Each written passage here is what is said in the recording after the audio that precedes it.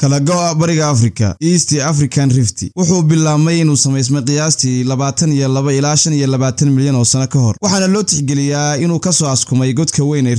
Great Rift Valley kaas oo ku fidsan waqooyiga ilaa bariga dhexe kala go'a waxa loogu yeeraa inuu noqon doono laba qaybood oo la kala dhaho Somali Plate oo qaybta bari ah iyo Nubian Plate oo qaybta galbeeda dooxada weyn ee Rift dhacda dhul kala go'a oo aad u weyn ayaa ka socota taas oo bedeli doonta muuqaalka juqraafiyadeed ee qaaradda Afrika fikradda ah in Afrika ay laba u kala jabi doonto waxay soo jiidatay indhaha saynisyahanada iyo juqraafiyahanada dunida dhacdadan yaab kale ma aha sheeko khiyaali ah balse waa xaqiiqo saynis intaynaan u gelin fadlan bogga hubi inuu follow ku yahay sheerna dhisi uu saaxiibo cusub u gaadho nidaamka kala go'u wuxuu ka kooban yahay 3 microplates oo kala ah Victoria microplate oo waqooyiga ku aadan Rovuma iyo Wandela microplates oo koonfurta xigta Victoria microplate waxay u wareegaysaa si lidu ku ah marka la barbar dhigo African Plate baaxadda kala go'u wuxuu fidsan yahay 10 kilomitir isaga oo ka kooban godad kala duwan oo isku xiran Riftina wuxuu teedsan yahay waqooyiga ilaa Canfar galbeedkana wuxuu maraa laba dariiq oo badda cas iyo bariga oo u gaaro Gulf of Aden haddaba maxay muhiim ka tahay fahamka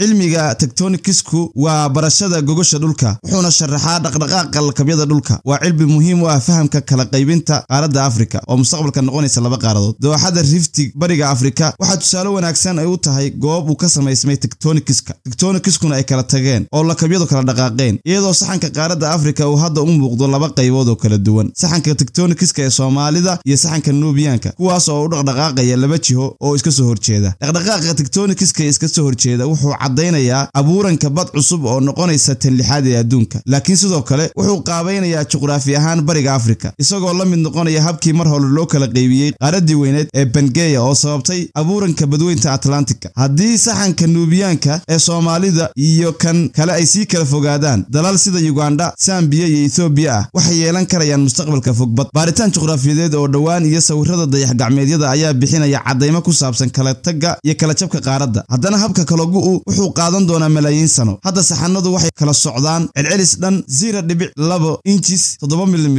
sanadkiiba inkasta oo Rift hadda uu yahay mid dhul sare ku yaala haddana dhulkaasi waa dhuuban doonaa hoos ayuuna u degi doonaa ugu dambeyntiina badda la filayo waxay ka soo dhalan doontaa aagga Rift iyadoo qaabayn doonta juqraafiyadda gobolka oo abuuraysa qaarad yar oo cusub oo Soomaaliyana ay hooyo u tahay kala go'a dhulka waxa sabab u ah roobab culus oo aagga ka daay saameynta taban ee kala tagga ka dhalan karaya dhul gariir iyo volcano kala bixitaanka Somali Plate iyo Nubian Plate waxay keeni doontaa dhul gariiryo badan iyo volcanoyaal dilaaca tusaale ahaan harooyinka waaweyn ee bariga Afrika sida Victoria Tanganyika iyo Malawi waxay ku yaalaan meelaha laga quudareynayo inay ka dilaacdo badda cusub isbeddelka cimilada waxaa la filayaa inay saameyn ku yeelato cimilada gobolka waxaana la aaminsan yahay inay ka mid tahay sababaha keena roob yaraanta qaar ka mid ah qaaradda Afrika gaar ahaan wadamada ku yaala bariga Afrika